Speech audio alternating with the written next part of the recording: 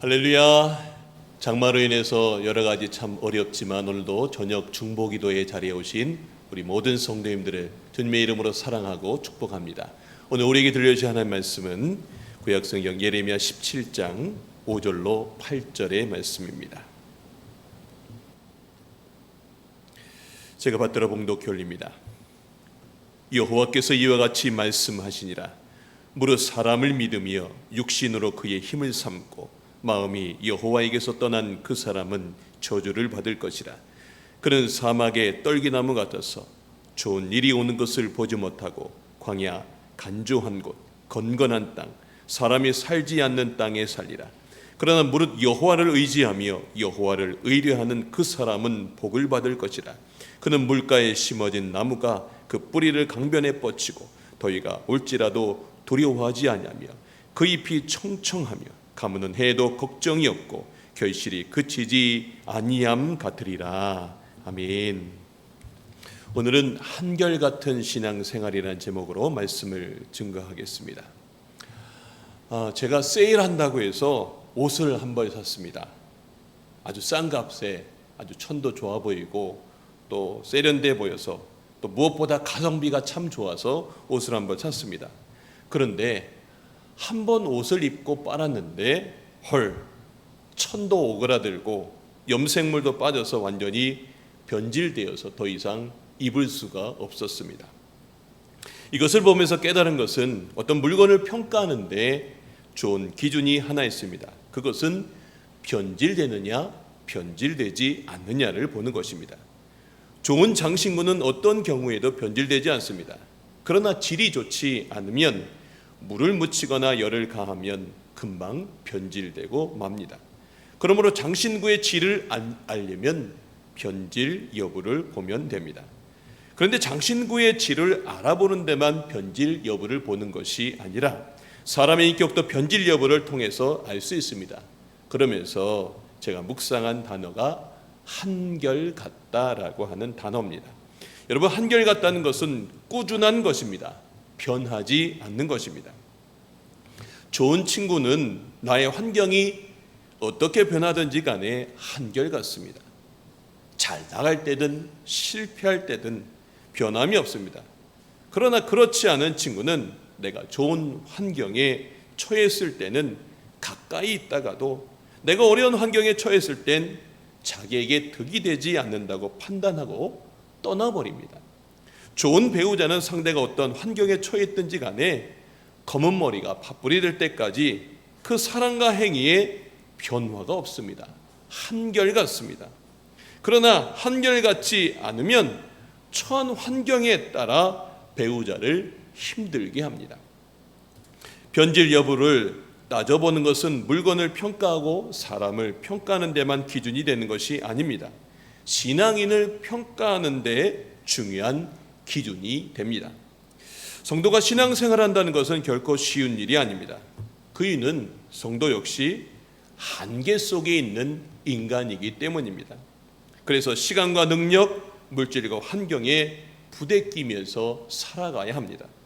시간에 대해 생각해 보면 하나님께서 성도들에게 하루 30시간을 주신다면 모르겠지만 성도도 불신자들과 마찬가지로 하루 24시간을 사용해야 하기에 어찌 보면 믿지 않는 사람들보다 배나 더 바쁘고 힘들게 살아야 합니다. 그러다 보니 신앙생활 한다는 것은 결코 쉬운 것이 아닙니다. 물질도 그렇습니다. 회사에서는 예수 믿는다고 더 많은 월급을 주는 것이 아닙니다.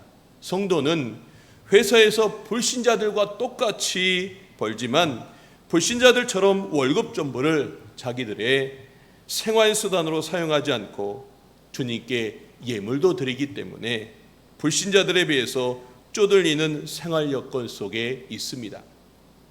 더 나아가 환경적으로도 사탄은 숱한한 신앙생활을 성도들에게 허락하지 않습니다. 불신자들은 가만두어도 망가지기 때문에 사단은 건들지 않지만 성도들은 호락호락 넘어가지 않기 때문에 유혹으로도 흔들고 환경으로도 흔들고 주변 사람들을 통해서 마음을 긁어놓는 경우가 허다합니다. 이렇게 성도들이 시간과 물질과 환경적으로 마이너스 속에서 신앙생활하는 것, 그거 참 쉽지 않습니다. 그런데 이 환경 속에서도 신앙이 한결같은 분이 있는가 하면 반대로 환경에 따라 왔다 갔다 하는 한결같지 못한 분이 계십니다.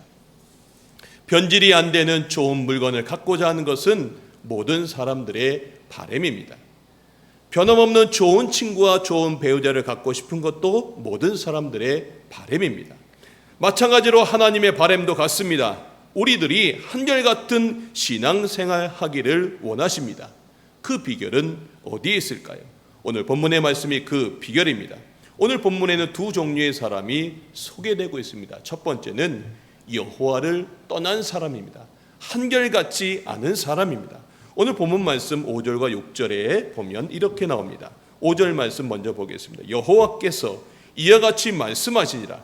무릇 사람을 믿으며 육신으로 그의 힘을 삼고 마음이 여호와에게서 떠난 그 사람은 저주를 받을 것이라. 한결같지 않은 사람은 이런 기준을 갖고 살아갑니다. 사람을 믿으며 삽니다. 하루에도 12번씩 변하는 그 사람을 믿으며 삽니다. 육신으로 그의 힘을 삼고 삽니다. 마음이 여호와에게서 떠나서 살아요. 그러니 이렇게 내가 모든 기준이 다 변하는 것에 두었습니다. 그래서 한결같지 않게 살기 때문에 그 사람은 저주를 받게 됩니다. 그 다음 절 6절 보겠습니다. 자, 그래서 그는 사막의 떨기나무 같아서 좋은 일이 오는 것을 보지 못하고 그랬어요. 좋은 일이 오는 것을 보지 못하고 기준이 하나님이기 때문에 그것이 복으로 보여지지 않는 것입니다. 알아도 지나고 나서야 알게 되는 것입니다. 그래서 좋은 일이 오는 것을 보지 못하고 광야, 간조한 것, 건건한 땅, 사람이 살지 않는 땅에 살게 되는 것입니다. 무엇을 해도 메마른 인생이 되는 것입니다. 두 번째로 여호와를 의지하는 사람입니다. 한결같은 사람입니다. 오늘 7절 말씀 보겠습니다. 그러나 무릇 여호와를 의지하며 여호와를 의리하는 그 사람은 복을 받을 것이라. 인생의 복의 원천이 어디인지를 아는 사람입니다. 그 복의 원천이신 하나님께 뿌리를 내린 사람입니다. 자, 그 다음 절 보겠습니다. 그래서 그는 어떻게 산다고요? 그는 물가에 심어진 나무가 그 뿌리를 강변에 뻗치는 내 인생의 복의 원천이신 하나님께 뿌리를 내립니다. 자, 그렇게 살면 어떻게 된다고요? 첫 번째로 더위가 올지라도 두려워하지 않습니다. 내 인생에 어떤 환경이 올지라도 두려워하지 않습니다. 두 번째로 그 잎이 청청합니다. 다 시들시들한 때 이 인생은 푸르른 인생을 삽니다. 세 번째는요, 가무는 해도 걱정이 없습니다. 네 번째는요, 결실이 그치지 않고 사는 삶을 살게 됩니다. 여러분, 여호와를 향하여, 여호와 하나님을 향하여 한결같이 사는 사람, 어떻게 이렇게 결실이 그치지 않고 가무는 해도 걱정이 없는 삶을 살 수 있을까요? 그것은 여호와 하나님을 향하여 뿌리를 내렸기 때문입니다. 여호와 하나님을 향하여 한결같은 사람과 한결같지 않은 사람의 인생은 천지 차이입니다. 여러분, 이스라엘에 가면 자주 볼 수 있는 나무가 에셀 나무라고 하는 나무입니다. 사진을 좀 보면 욥바의 베드로가 환상을 본 기념교회 앞에 에셀 나무가 이렇게 있습니다. 헤르질리아이라고 하는 곳에 에셀 나무입니다. 사해저 쿰란, 그 더운 지역에 있는 에셀 나무입니다. 욥바 피장이의 집 에셀 나무가 이렇게 있습니다. 가이사라 바닷가에, 저 바닷가에 에셀 나무가 저렇게 피어 있습니다. 마라의 쓴물 그 지역에 에셀 나무가 있습니다. 여러분, 에셀 나무의 특징은 이렇게 거칠고 척박한 땅에서도 기꺼이 살아남는 것입니다. 염분이 높은 바닷가든 건조한 사막이든 산악지대에서도 살아남습니다. 다른 식물들은 다 말라 죽어도 에셀나무는 푸르름을 잃지 않습니다. 이 에셀나무가 어떤 환경 속에도 한결같이 푸르름을 잃지 않는 그 비결은 무엇일까요? 그것은 뿌리를 땅속 30m까지 뻗어서 지하수를 흡수하기 때문입니다. 요즘 주위에서 가장 많이 듣는 말이 어렵다, 힘들다라고 하는 말입니다. 예, 사실입니다. 코로나와 장마, 또 경제, 또 안보, 또 교회, 또 청년들, 학생들까지 모두 다 어려움을 겪고 있는 상황입니다. 어떻게 이 어려운 때를 우리가 극복해 나갈 수 있을까요? 이 에셀나무처럼 나라와 이 세계의 창조자이신 하나님께 뿌리를 깊게 내는 것입니다. 정말 두려운 것은 현실의 두려움이 아니라 생수에 근원된 하나님으로부터 멀어지는 것이 정말 두려운 사실입니다. 여러분, 이 순서가 바뀌면 안 됩니다. 이제 한결같이 환경에 흔들리지 않도록 하나님께 깊이 내 삶의 뿌리를 내리는 삶을 살아야 됩니다. 그러면 어떠한 인생의 더위가 올지라도, 어떠한 환경의 모든 삶이 올지라도 두려워하지 아니하고 그 잎이 청청하며 가무는 해에도 걱정하지 않고 결실되는 귀한 삶을 여러분이 느끼고 체험하고 그리고 그것을 간증하는 삶으로 살 것입니다. 오늘 이 귀한 말씀이 여러분의 삶이 되시길 주님의 이름으로 축원합니다. 함께 기도하겠습니다. 하나님, 우리의 신앙이 변질되지 않고 한결같기를 원합니다.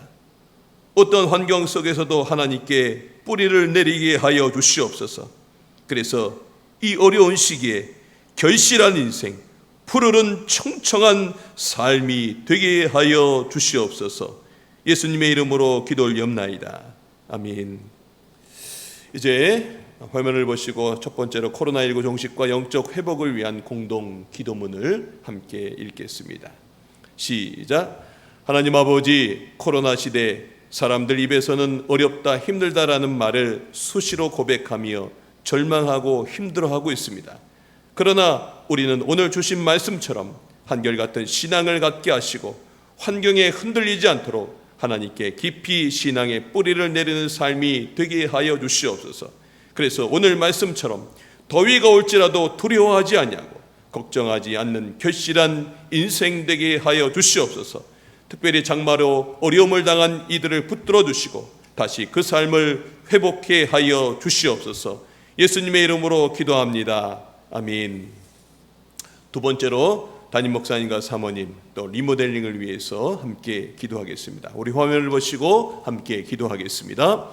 하나님 아버지, 담임 목사님과 사모님을 붙들어 주셔서 이 치료의 기간을 통해 온전히 회복해 하여 주시고 무엇보다 영적 회복의 시간이 되게 하셔서 하나님께 더 귀하게 쓰임받게 하여 주시옵소서. 담임 목사님이 없는 동안 온 교우들이 더 영적으로 함께 기도하게 하셔서 교회 모든 사역들이 평안케 하여 주시옵소서. 특별히 진행되고 있는 리모델링 가운데 함께 하셔서 모든 공정 안전케 하시고 마무리되는 단계까지 재정적으로 어려움이 없도록 인도하여 주시옵소서. 무엇보다 리모델링이 기도로 진행되기를 원합니다.